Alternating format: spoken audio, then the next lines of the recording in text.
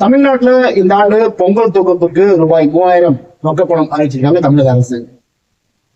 கடந்த ஆண்டு இந்த பணம் அறிவிக்கப்படல. 2025ல இந்த பணம் கொடுக்கல, வெறும் பொங்கல் தொகுப்பு மட்டும் தான் கொடுத்தாங்க. இந்த ஆண்டு பொங்கல் தொகுப்பு கூட, அதாவது 1 கிலோ அரிசி, பச்சரிசி, 1 கிலோ சர்க்கரை, ஒரு 3 நீள கரும்பு, அது கூட பொங்கல் தொகுப்பு வேஸ்ட் தேவை மற்றும் இந்த பொங்கல் தொகுப்பு ரொக்க பணம் ரூபாய் 3000 அறிவிச்சிருக்காங்க.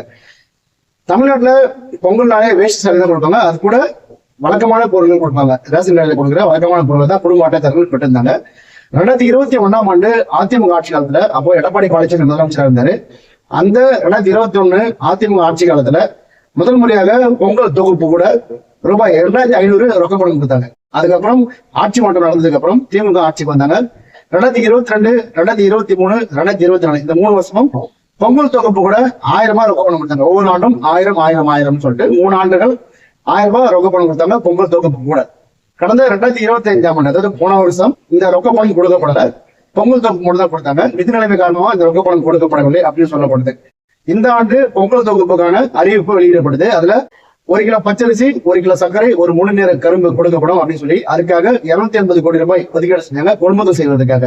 அப்பவே பொதுமக்களுக்கு கொஞ்சம் அதிர்ச்சி ஆயிடுச்சு. ஏன்னா ரொக்க பணம் அனௌன்ஸ் பண்ணல, பொங்கல் தொகுப்பா அரிசி, சர்க்கரை, கரும்பு மட்டும் தான் கொடுத்துருக்காங்க, ரொக்க பணம் எதுவும் அனௌன்ஸ் பண்ணப்படலை அப்படின்னு பொதுமக்கள் கிட்ட ஒரு எதிர்பார்ப்பு இருந்துச்சு. இந்த வருஷமாவது ரொக்க பணம் கிடைக்கும் அப்படின்ட்டு.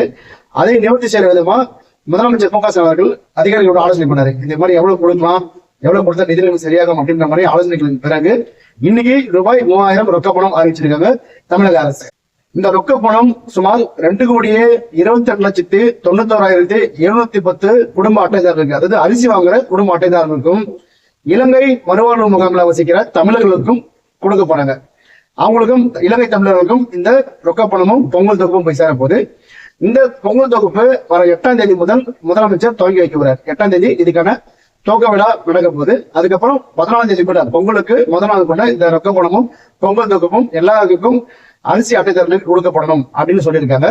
ஒரு நாளைக்கு 400 பேருக்கு வீதம் 14ஆம் தேதிக்குள்ள எல்லா அரிசி குடும்ப அட்டைதாரர்களுக்கும் இந்த பொங்கல் தொகுப்பும் ரொக்க பணமும் கொடுக்க போறாங்க. 14ஆம் தேதிக்குள்ள முடிச்சுருவாங்க அப்படின்னு சொல்லியிருக்காங்க. இது ஒரு முறை இருக்க, இந்த ரொக்க பணம் கொடுப்பது தேர்தல் சமயத்தை நோக்கிய அரசியல் என்று எதிர்கட்சிகள் விமர்சனமும் ஒரு பக்கம் இருக்கு.